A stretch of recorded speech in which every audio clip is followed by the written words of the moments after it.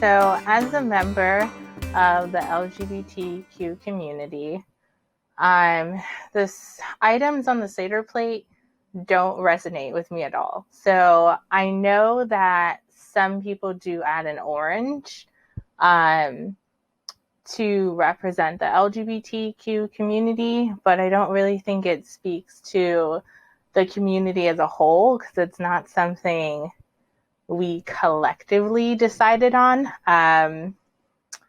Susanna Heschel, which is the daughter of Rabbi Heschel, she added the orange on the Seder plate for the LGBTQ community, but it's not something that was necessarily agreed upon or something that was well known when she first did it. And if I could, I would say it's not the Seder plate that resonates with me. It is the story of Passover itself. So we all know that the Israelites are leaving Egypt, but it's more of the concept that they're leaving Egypt in haste. They want their freedom so badly that they're just only packing essentials and whatever it is that they forget, they're just leaving it anyway. And I feel like that for me resonates the most because I used to live with my mom, and I felt like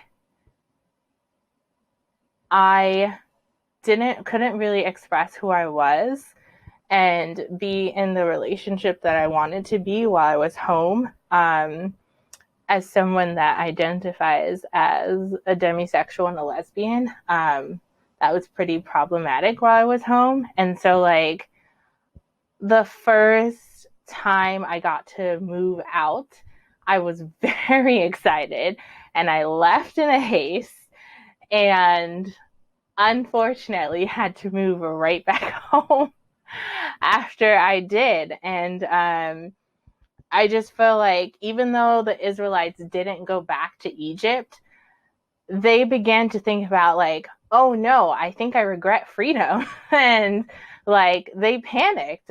They didn't have anyone telling them what to do every single day.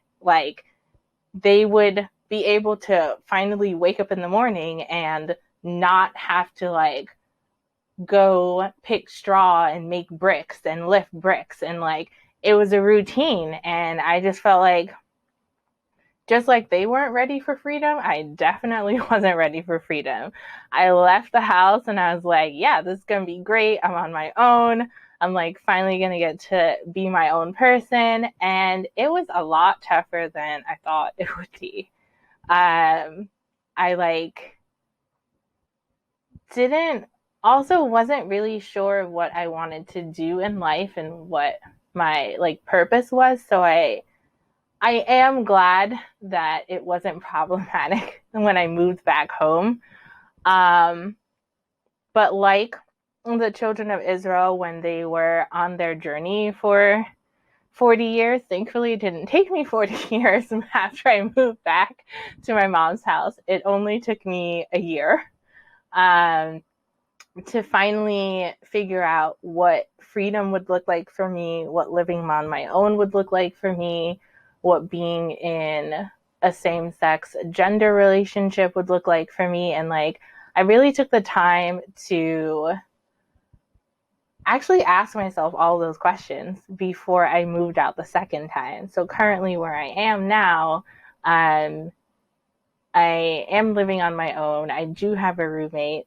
I am in a same-sex relationship. And I just feel like when we move so quickly to want to get freedom and we don't actually think about what the unseen consequences are of it, that's where I really resonate with Passover and the whole experience as a whole, is just thinking about what happens when you get the thing you finally want, and what you do with it is what makes the difference. And I think that learning from the children of Israel that along the way you're going to complain, along the way you're going to be hungry, um, along the way you're going to want to cry and wish that you had never left in the first place.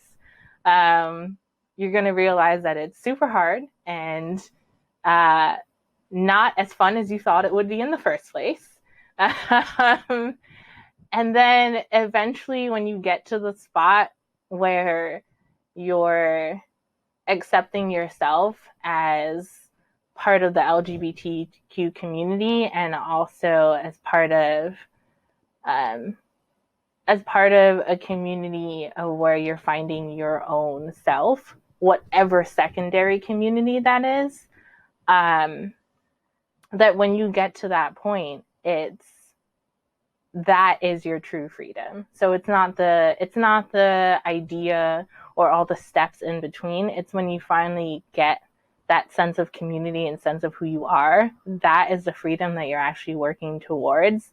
Like when the children of Israel are able to be in their own land and like celebrate their own holidays and have their own culture, like that is the freedom. That is the freedom that we want as the LGBTQ community. Like we want to be able to celebrate Pride Month. We want to be able to get married. We want to be able to adopt kids. Like we want to be able to walk down the street and have not people give us weird looks. Like we want those things. We want our own culture. We want our own sense of pride. Yeah, so that's what resonates with me when it comes to Passover. Yeah, I love that question. So I was radical and I said I wouldn't add anything to the 4 questions as a member of the LGBTQ plus community. I would actually change them all together. I was like, if you're giving me a chance to truly make my own Passover experience, yeah, I'm going to be radical. I'm just going to change the questions altogether. Um, so, and the questions I would ask would be questions to help someone who is in that transitional phase or in the process of looking for community or people to talk to that also identify as part of the LGBTQ plus community. So the first question I would ask is like, what is your notion of freedom? So what is it that you really want at the end of your LGBTQ plus experience? Like, what is it that you really want to say that this is what I have gained from being my whole self? That's the first question. And I think that should be the first question, regardless of whether it's designing a Seder or not. Because had I asked myself that question before I just rushed into moving out, yeah, I think I would have taken my time to move out and not had to do a repeat of it.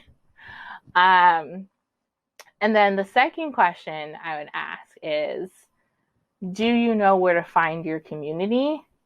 And then like part B of that question is, what resources or what connections do you need in order to find your community? So just getting someone to think through their process and also ask themselves tough questions.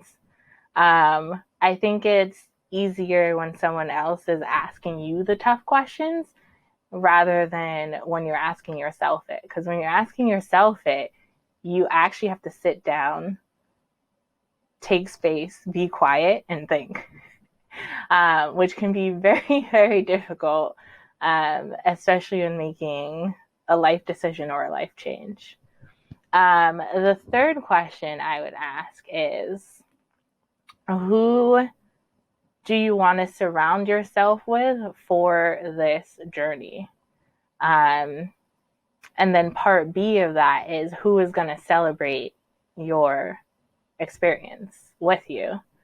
So not only thinking about your larger community, but your intimate community. Like, who do you want with you on this journey, and who is actually going to celebrate with you?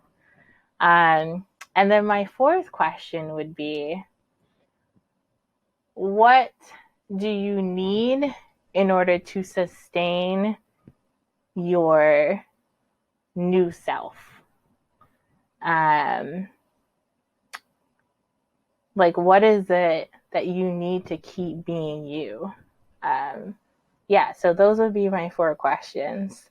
And then at the end of it, just having an affirmation to close off the 4 questions, knowing that I am me. I was created the way I needed to be created. I am loved the way I need to be loved, and I show love the way I need to show love. So just having that affirmation after doing all of that self-reflection and connecting with others. Yeah. So after I thought about it, I said, whatever someone of the LGBTQ community adds to their Seder plate has to be special to them and has to be meaningful to them. I think that's the only way to really encapsulate your own personal experience and your own personal journey within the LGBTQ plus community. And so for me, I would add a hibiscus flower. And I would add a hibiscus flower for 2 reasons. One, to highlight the triumphs and tragedies of trans Black women, because they were truly pioneers within the Stonewall riots, within the early LGBTQ plus movement, within making sure that African Americans and Hispanics and other people of color got access to medicine and treatment when the AIDS outbreak was huge among the gay community. And I just don't think they get enough credit. So I would add a hibiscus flower to represent all of the Black trans women, all of their speeches, all of their marches, all of the awards that they're now winning, the progress that they're making, not only in the media, but also in the arts, in science, in math, and just taking over spaces where originally they were closed out to, because 1, they were people of color, and 2, they were within the LGBTQ plus community. And 2 women in particular I would highlight is Marsha P. Johnson and Miss Sylvia Rivera, who they were best friends when they were alive, and marched together and hung out together, and both really loved flowers. So I think having a hibiscus flower, they would be very proud to have that symbol represent them.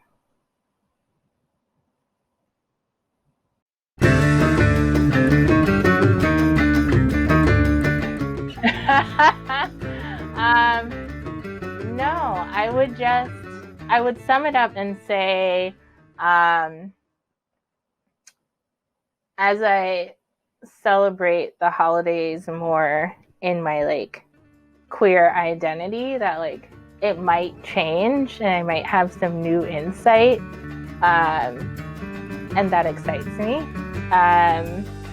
But at the moment, no, there's nothing additional I'd like to say.